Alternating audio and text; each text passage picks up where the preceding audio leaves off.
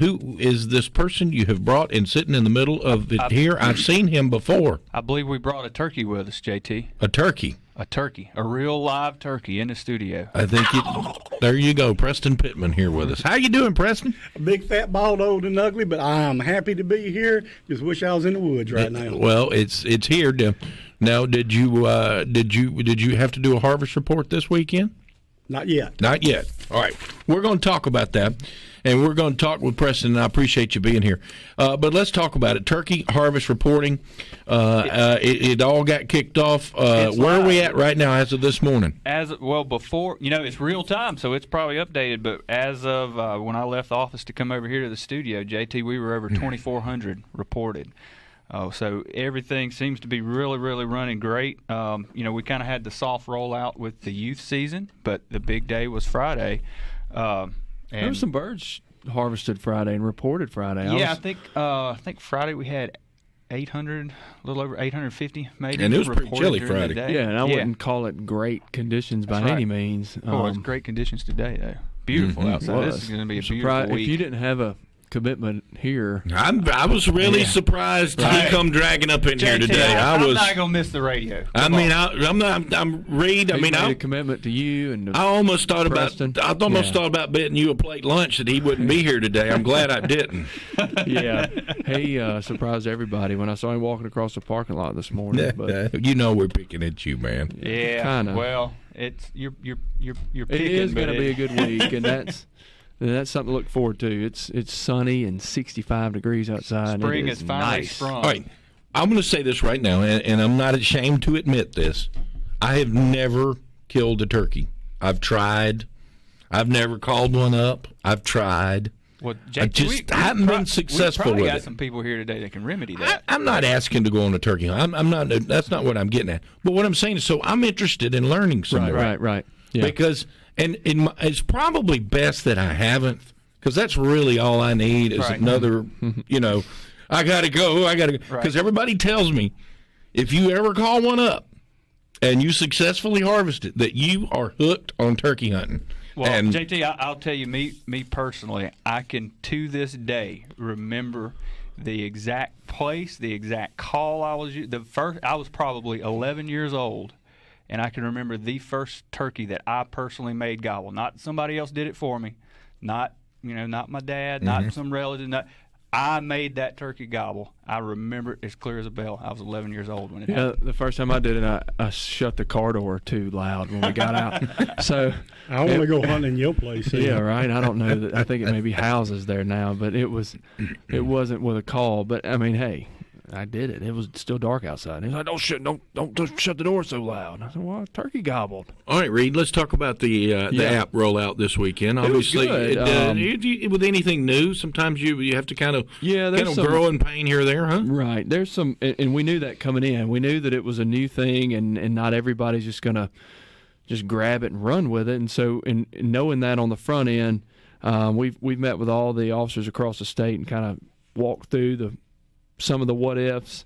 But for instance, on the app, when you go to harvest or report a turkey, the date is locked in. It's locked. And that's because that's what the law says. The law says you're supposed to you got to report it the day of. And knowing that it's new, some people may not be aware. They may have harvested a bird and not have a way to go about reporting it. You could report it for today if you want. But if you want to come back and report that turkey, call us, walk through it. What we don't want people to think of is we're trying to just kind of gotcha or you failed to do this, and now we're just scouring over the web all day long trying to go in there and give somebody a ticket. Yeah, and I've seen some crazy stuff already been put on there's the social rumors media. that are out there that when you fill it out, it asks for your location. They're like, y'all are going to be tracking us. Well, that gives you the sunrise and sunset times and the weather. Right. When you enter your location, we're not monitoring your every waking moment walking through the woods. Look, but hey, I mentioned harvest reporting before this show started back at about 11:30 on my show, and I mentioned I wish we had it for deer, and then I've had all the experts tell me why we don't before I got here. So, And, listen, that's good. you've got people that are going to be out here. First of all, y'all don't. Can I say something? They don't have the manpower up there to track you people. Come on, y'all. Yeah, right. I mean, how many Chris Reeds do you think there are up there? You're calling up right now. Oh, y'all follow this guy now. Come on. We'd have to have like a small arm. But we are behind every tree, so don't forget that. There was a song. I will tell you, JT. There was a song by the group The Kinks. It's called "Paranoia Will Destroy You." Okay. I don't know why people jump to these conclusions and why people think that this is merely so Adam and the rest of the biologists at the department can help us determine our seasons, our bag limits, and we get an idea of what. And JT, don't just think Adam. This is for the generations to come. Sure, this is for years and years and years from now. We'll have people who are using that data, looking back on it to make decisions and seeing where we've been. I was going to say a second ago, JT. So I was in the office Friday. Didn't go turkey hunting on opening day. Like probably second time since I've been a little kid that happened. And I wanted to be there though because I wanted to be there. Should there be issues? Should there be problems? Should something happen and the public calls and has to, I wanted to be there in mission control to walk through. It was quiet as a church mouse, JT. Well, that's good. The phones were not ringing, and we watched that screen all day. The number reported just kept going up, and it just ran itself. So, we had a few calls, nothing major. No we haven't major had a lot issues. of call-ins about any issues. People telling good things. It seems to be what we hoped it would be, user-friendly, and people are using it. So, talk to them real quick about that county map on the website. Yeah, so if you're interested in seeing the number, so like I said, you can check it. It's real time, updates itself. On our website, when you go to the Game Check homepage, so mdwfp.com/Game Check, there's a button down there that says Report Your Harvest.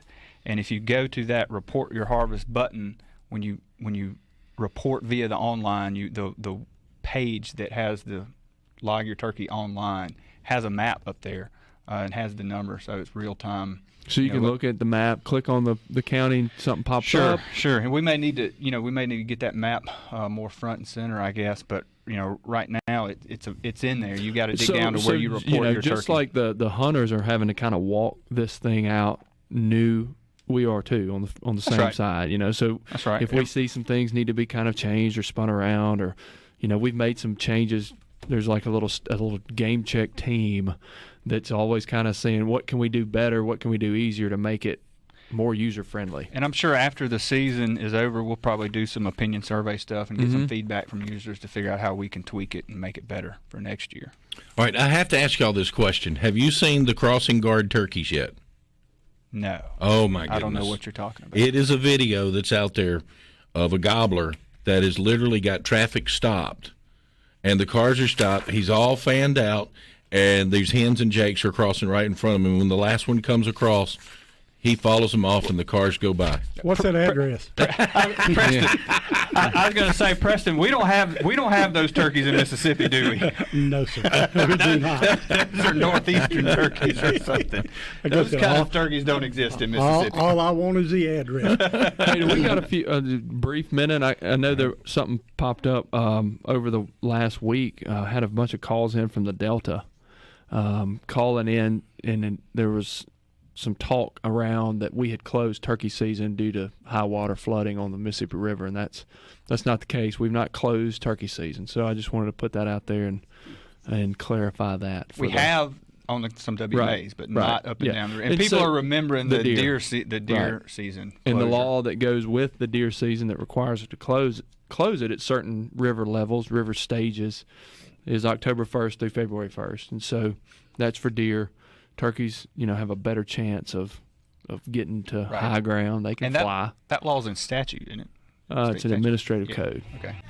As we've got world champion turkey caller Preston Pittman up in the house with us here today, and it's a pleasure to have you here, Preston. Good to see you. It's absolutely my pleasure and my honor to be here, and I'm about to bust a gut because y'all have kept me quiet for so long.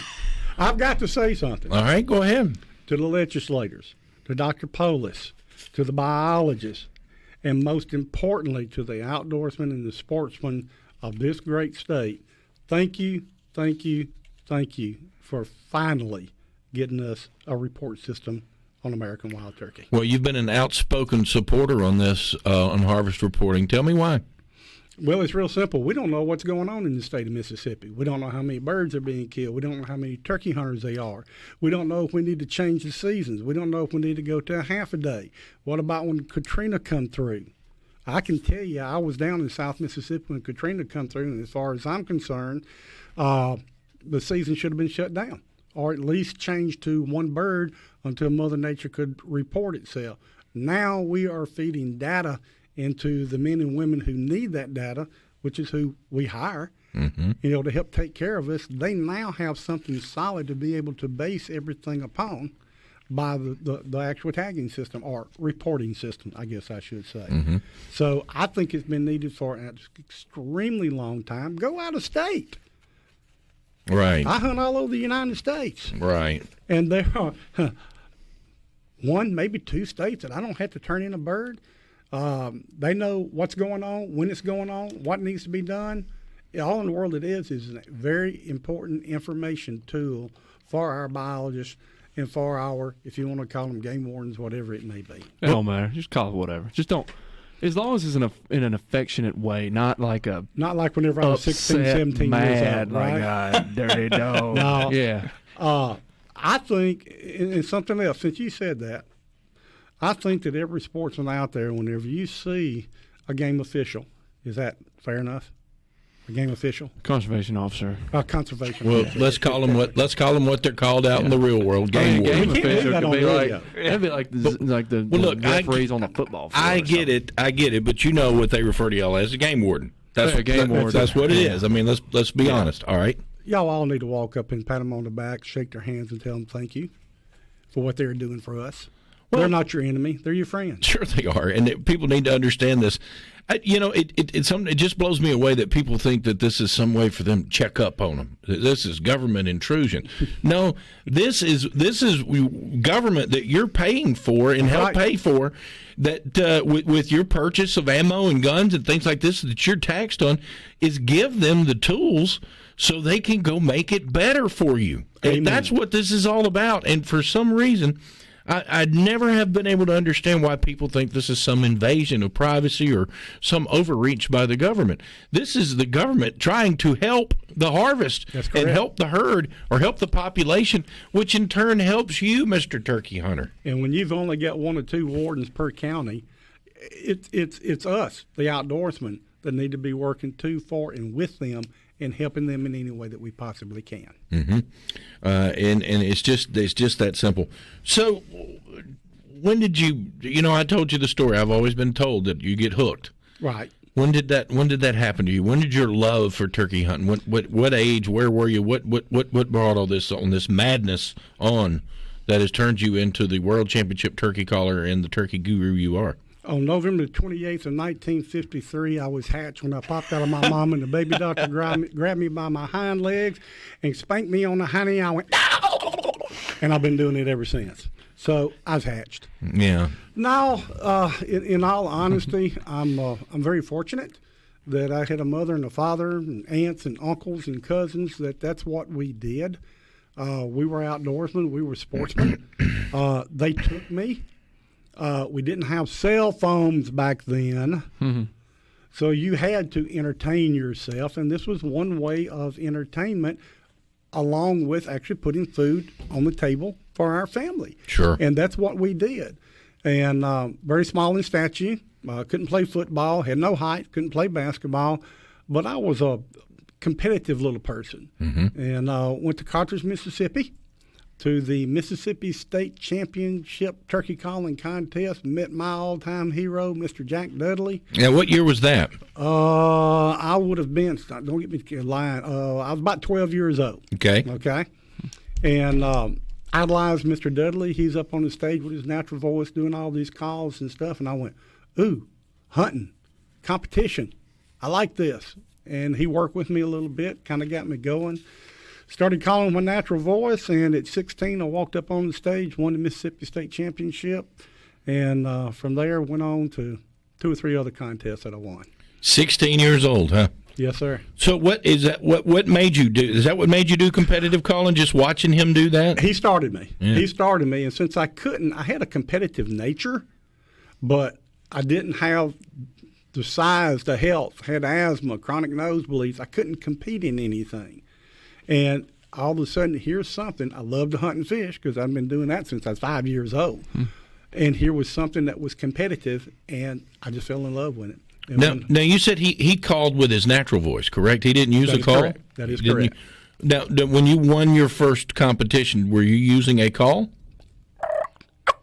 Or I say no. No.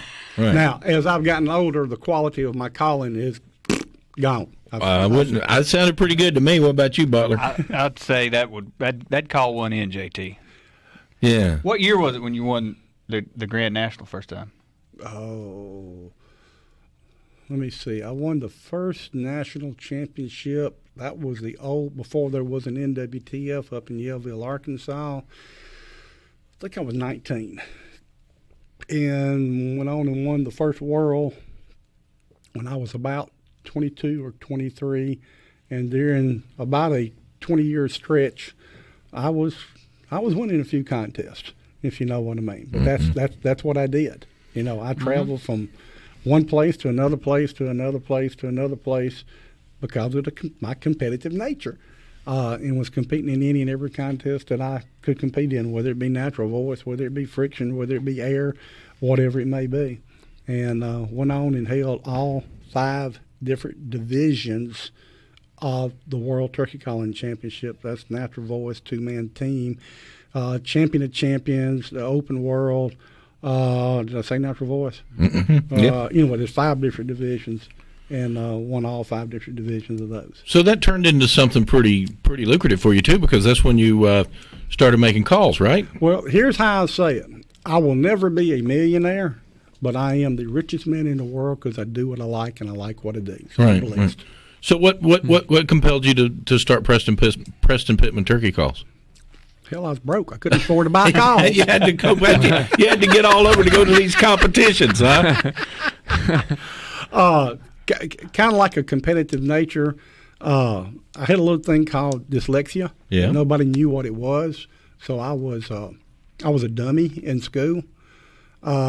No, you weren't. You just well, you had a learning disability and didn't know how to deal with it. We didn't know what that was. Right. But it's made me in other ways.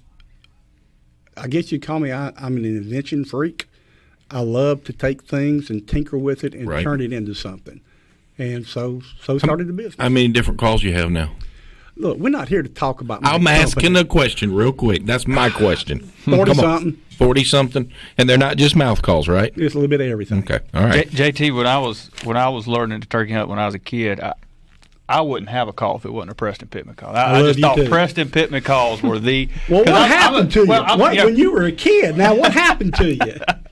Hey, I still have that little. I can't think of which one it is. That little yellow one. The turkey I got over the weekend. I called him with a Preston Pittman call. How about that? You know, it's funny that Butler mentions that because I've spoken with him like 3-4 different times this morning. Right. And not until we got here. Oh, by the way, I harvested a turkey this weekend. Oh yeah. But Reed, you could have tracked him on the app. You should have known. What am I been doing? What were you doing all weekend? Incompetent. I didn't feel like I needed to tell you. Game check. Y'all know I'm being silly, okay? I couldn't resist it, man. I'd set you up for it. I couldn't resist it. Don't do that. Don't give me one that way. Quiet little sneaky rascal, I tell you. He is a turkey hunter. That's right. You ask a hunter, a true turkey hunter, did you hear it? Nope. See anything? Nope. Well, how come you keep going back every day? It's just to make sure, isn't that right? Just to make sure nobody outlaws are going in there, right? Y'all are too much. All right, stay where you are. We're going to talk some more.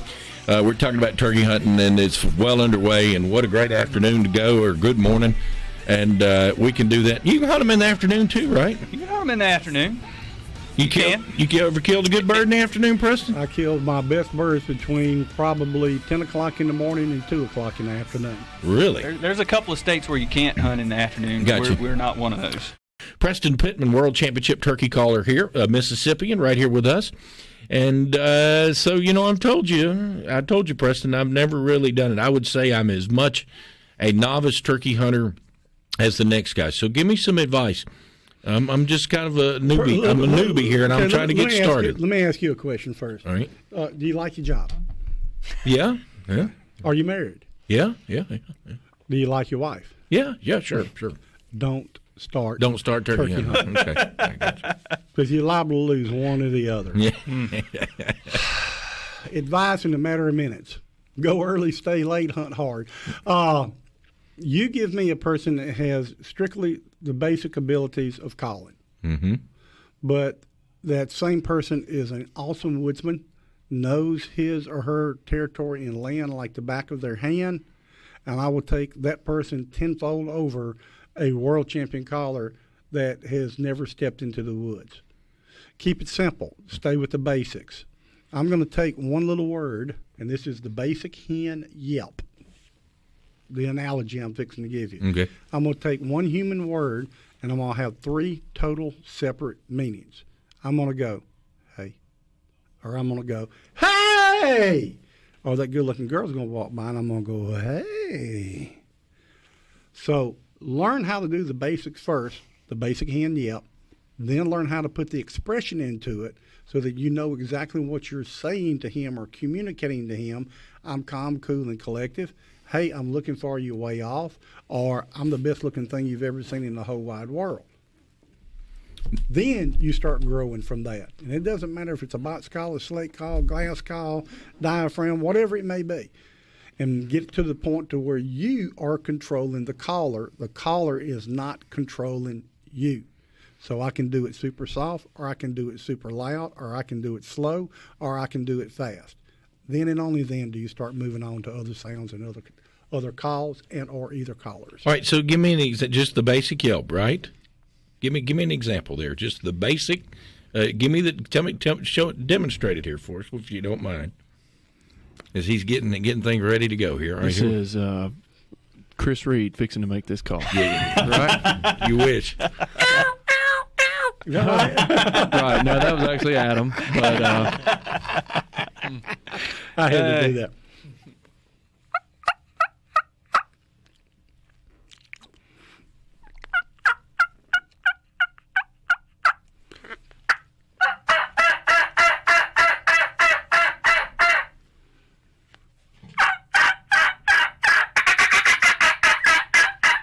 There's your three basics right there. Yeah.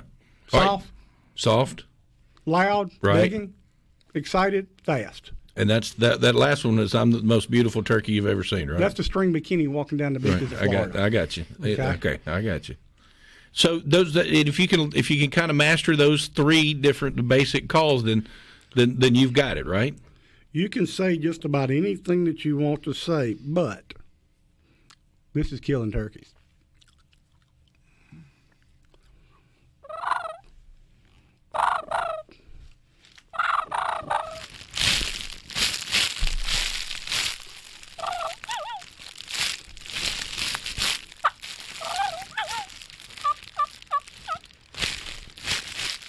Now, what are you imitating right there? I'm imitating a real turkey. Mm-hmm. I'm imitating a real hen. She's calm. She's cool. She's collected. She's scratching a little bit in the woods. She's pecking a little bit. Does not have a lot of aggression. And it's not this junk you see on YouTube where you're screaming your bloody head off in the state of Mississippi at turkeys and running them over into the next county. We have absolutely the hardest turkeys they are anywhere in the United States to hunt. Alabama's right there with us also. Why is that? Because we have hunted them longer. We have hunted them harder. We've had one of the longest consecutive running turkey seasons of any state in the United States, and we have some of the best outlaws they are anywhere. Mm. Well, Adam, am I lying or am I lying? I can testify to many of those points. Okay. You're right. He's right though, and I'm very proud of that. That Mississippi may get a bad reputation in a lot of things, but when it comes to the restoration of wild turkey, We were one of the earliest states to do that. When it comes to a lot of the most pivotal research and science that's gone into understanding turkeys, we have led the way in that for 40 plus years. So he's exactly right about that. I'm proud of our turkey heritage here in Mississippi. And people if you want are to call changing it that. from the old days too. Now, when there were a lot of outlaws, and I'm not going to say there's not any, but when there were a lot of outlaws, that mentality through education and through some of the things that y'all have done in states like even where I was born and raised at in Harrisburg, the mentality has changed. Now it's all about conservation, and I'm so proud to have lived long enough to have, let's just say, grown up, because I've done some things in my lifetime I don't try to run from it, and I'm not very proud of. But my goodness, I've got to see to where the only place we had to hunt was like down in, we called it Camp Shelby, New Augusta, Brooklyn, Ash Nursery. Oh, I'm going to make some people mad at me. East Gate of Camp Shelby, all the way down to Red Creek Game Reserves and Management Area. And Lamar County didn't have any turkeys. You know, and that's where my mother's family was from Olo, Summerall. I got to see all of a sudden that come to life. And all of a sudden turkeys, actually right there in Petal, around the Petal area. Right. Now, I'm going way back to my 20s. Very, very few turkeys. Now, some great turkey hunting in there. Getting back to what you mentioned a second ago, turkey hunting, JT, we've talked on your show before about the loss of hunters and hunting license declining. Sure. Turkey hunting, if you look nationally, turkey hunting is the only form of hunting where the number of hunters are actually increasing. Why is that? Well, that's being driven because a lot of states, a lot of the Midwestern states, a lot of the New England states, very recently restocked turkeys and got those populations back. We did it 50 years ago, 60 years ago. So we, again, going back to Mississippi being kind of a great turkey state, that didn't just happen recently. We've got a long, long history of that, and that's why we have the toughest turkeys, because we've had that resource available to hunters for much longer than a lot of the rest of the country has. So Christmas was here for you Friday, right?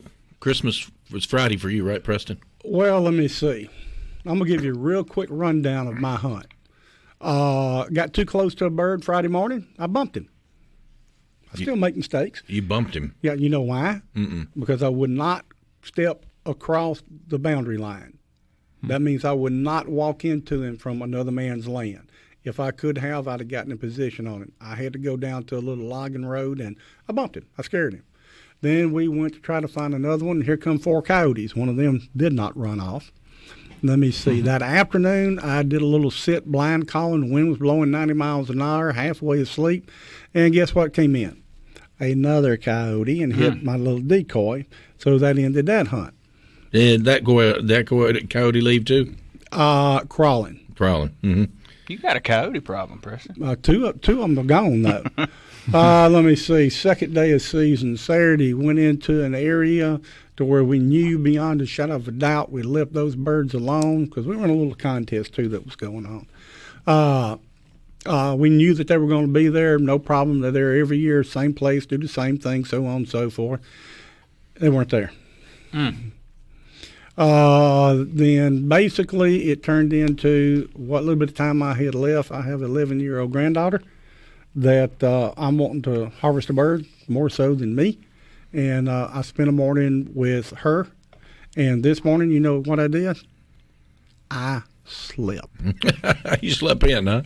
But tomorrow morning, for the first time in about 6 or 7 years, Preston Pittman is going turkey hunting right by himself. JT, I've got my thoughts on the subject, but I wanted Preston's. Where do you think we're at in terms of how the turkeys are acting? Because we had a weird winter, we didn't really we had a pretty mild winter, and then February was unusually hot, and then the first part of March turned back off cold. So and we're kind of coming out of that. So what do you think it's done to the way the turkeys are acting? Can I say something else first? Go ahead. Make you mad at me? No, go ahead. Okay. Now, I'm not a global warming, El Nino freak, okay? But I can definitely tell you this. I'm 65 years old. Things are changing in Mother Nature, and I think sometimes it really messes the animals up, that they don't really realize where they're supposed to be during a particular time of the year. But with that being said, this year so far, we are tracking exactly where I think it should be at, and that is the split or the bust is in the process of happening literally today. and I do mean literally today. So the best is definitely still yet to come. With the birds starting to spread out more. Of course, the next thing you're going to go through is that sucker's going to gobble on the roost a few times, fly down, get all of his girlfriends, and you're going to be killing the satellite birds.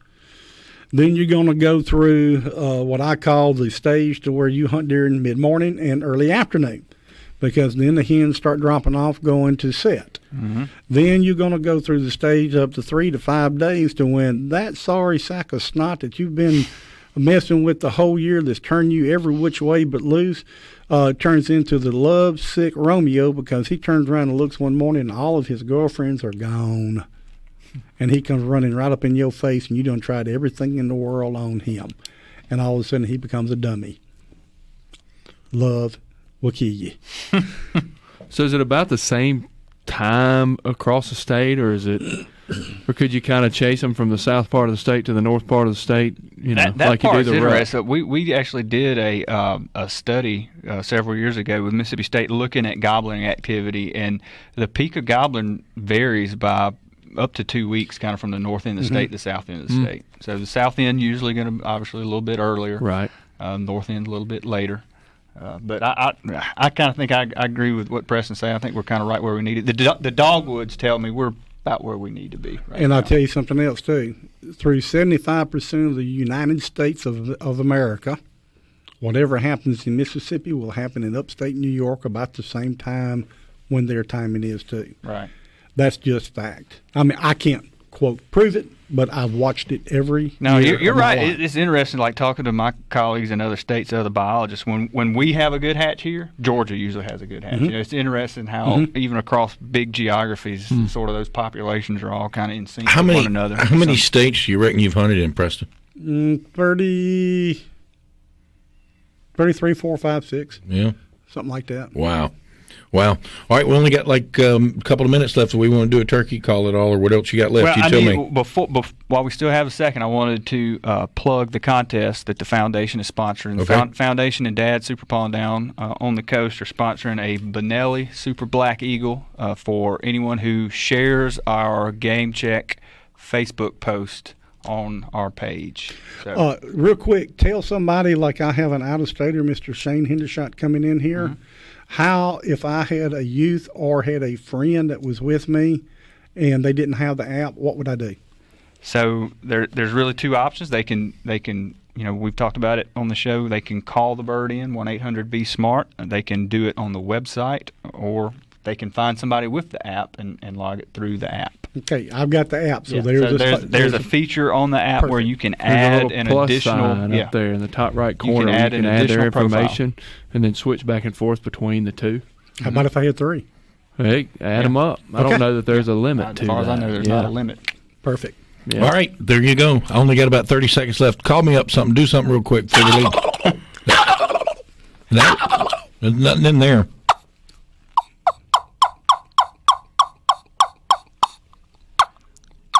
So you expect me to pick up a diaphragm, didn't you? I did. That's a trumpet call. Now, JT, the one thing we haven't mentioned is I know how you like to cook and make good food. Yeah. There is nothing finer than a wild turkey on the table. Yeah. What's your favorite way? What's your favorite thing about the turkey to eat? Fry him real quick, turn around, make gravy, put him back in there, smother it in onions and mushrooms, put the lid on it, let it simmer, and have some cat head biscuits ready to go. There you go. Preston, it's a pleasure to see you. I hadn't seen you in years, man. Thanks for coming in. Don't be a stranger, okay? Yes, sir. All right, Preston Pittman, World Championship Turkey Caller, hailing right here from Mississippi. Adam, thank you. Yes, sir. Major Reed, thank you very much. Fun time. And you better keep an eye on that boy. Done. All right, there you go. I'll see y'all next week for more Mississippi Outdoors Radio.